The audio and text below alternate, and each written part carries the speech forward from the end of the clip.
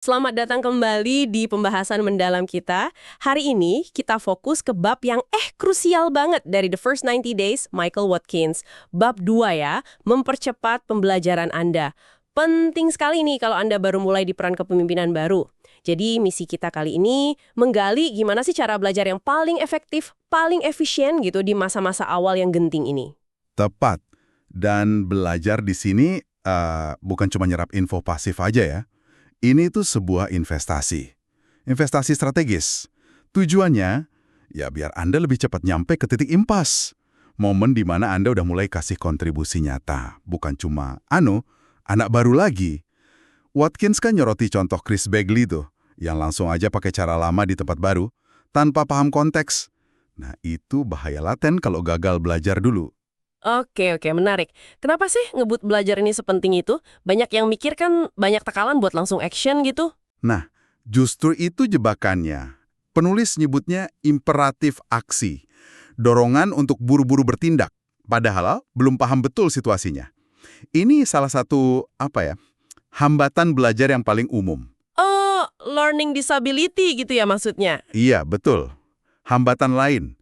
Kayak bawa jawaban siap pakai dari pengalaman lama. Atau ngabaikan sejarah penting. Misalnya, mengubah sesuatu tanpa tahu kenapa dulu dibikin gitu. Kan sering kejadian ya. Sering banget. Intinya, belajar cepat itu bukan cuma soal tahu banyak. Tapi, mengurangi masa rentan Anda. Mempercepat kemampuan bikin keputusan cerdas. Pasar nggak bakal nungguin Anda selesai orientasi kan? Masuk akal banget. Jadi ini bukan cuma soal hindari masalah, tapi lebih ke proaktif, bangun fondasi yang kuat ya. Terus gimana caranya biar pembelajaran ini efisien dan hasilnya itu sesuatu yang actionable, yang bisa langsung dipakai gitu? Kuncinya adalah punya agenda belajar yang jelas. Jadi, sebelum mulai nyerap info, Anda definisikan dulu. Apa sih pertanyaan paling kritis yang perlu Anda jawab? Watkins nyaranin fokus ke 3 area. Masa lalu, jadi kok bisa sampai begini kondisinya? Terus masa kini, tantangan dan peluang sekarang apa aja? Dan masa depan, mau dibawa kemana arahnya?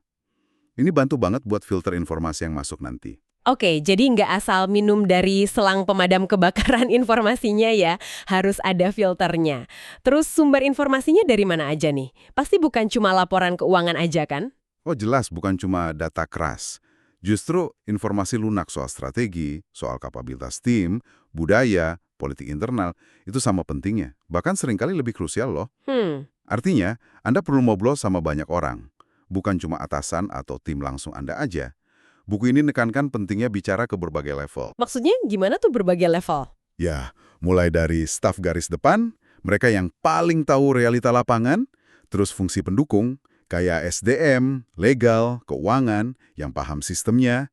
Ada juga para integrator, mungkin manajer proyek atau produk, dan bahkan natural historians. Natural historians. Orang lama gitu ya? Ya, orang-orang lama yang udah kayak kamus berjalan soal sejarah dan seluk-beluk perusahaan. Oh ya, jangan lupa juga pihak eksternal, pelanggan, analis, itu juga penting. Oke. Jadi kita udah tahu nih, siapa aja yang perlu diajak bicara, banyak juga ya ternyata. Tapi gimana caranya biar obrolan itu efisien? Biar benar-benar menghasilkan wawasan, nggak cuma ngobrol ngalor ngidul gitu? Nah, pertanyaan bagus.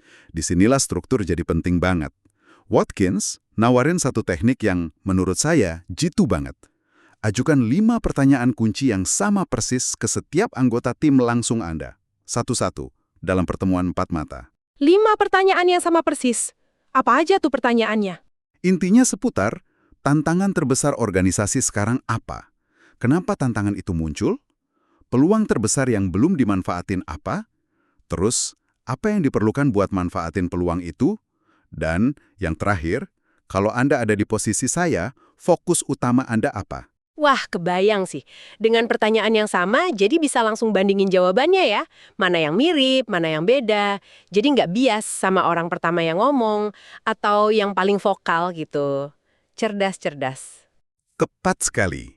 Anda langsung bisa memetakan perspektif tim, sekaligus mulai menilai dinamika internal mereka. Tentu ada metode terstruktur lainnya yang dibahas juga, kayak survei iklim organisasi, wawancara terstruktur, analisis keputusan lama. Tapi prinsipnya sama aja. Struktur itu mempercepat Anda dapat actionable insight, wawasan yang bisa langsung dipakai. Sip. Dan semua rencana investigasi ini baiknya dituangkan kemana ya? Biar nggak lupa atau kehilangan arah di tengah jalan? Nah, itu gunanya rencana belajar atau learning plan. Anggap aja ini peta jalan pribadi Anda. Terutama nih untuk 30 hari pertama. Isinya ya fokus ke pertanyaan kunci tadi. Siapa sumber infonya, gimana cara dapatnya, kapan targetnya. Termasuk juga, ini penting, rencana untuk memahami budaya organisasi. Budaya. Ini nih seringkali yang paling tricky tapi vital banget ya. Gimana cara memahaminya secara sistematis? Ada tipsnya? Ada. Watkins nyaranin lihat budaya itu di 3 level. Mulai dari yang paling kelihatan, kayak simbol-simbol. Logo, cara berpakaian, tata ruang kantor, gitu-gitu. Oke, yang fisik ya. Ya, terus level kedua, norma perilaku. Aturan gak tertulis, rapat mulai tepat waktu atau ngaret, cara orang berdebat, sampai ke level yang paling dalam, asumsi dasar. Ini soal keyakinan tentang kekuasaan, apa yang dianggap bernilai, gimana cara sukses di perusahaan itu. Dalam juga ya. Iya. Memahami ini bantu Anda membaca situasi politik dan sosial dengan lebih baik. Penting juga menilai seberapa besar gap budaya yang Anda hadapi. Apakah bedanya di level organisasi, profesi misal pindah dari finance ke marketing, atau bahkan budaya geografis. Oke, jadi kalau ditarik kesimpulan nih buat Anda yang lagi atau akan mulai peran baru, belajar di awal itu bukan aktivitas sampingan ya. Ini adalah investasi. Investasi waktu dan energi yang butuh strategi, butuh struktur dan kesengajaan. Definisikan apa yang perlu dipelajari, cari sumber terbaik secara proaktif, pakai metode bertanya yang sistematis, dan bikin rencana. Betul sekali. Dan perlu diingat juga, agenda sama rencana belajar ini tuh hidup. Sifatnya dinamis, akan terus berkembang seiring pemahaman Anda nambah. Ini bukan proses sekali jadi, terus selesai. Oke. Nah, ini mungkin jadi bahan pemikiran menarik buat Anda pendengar.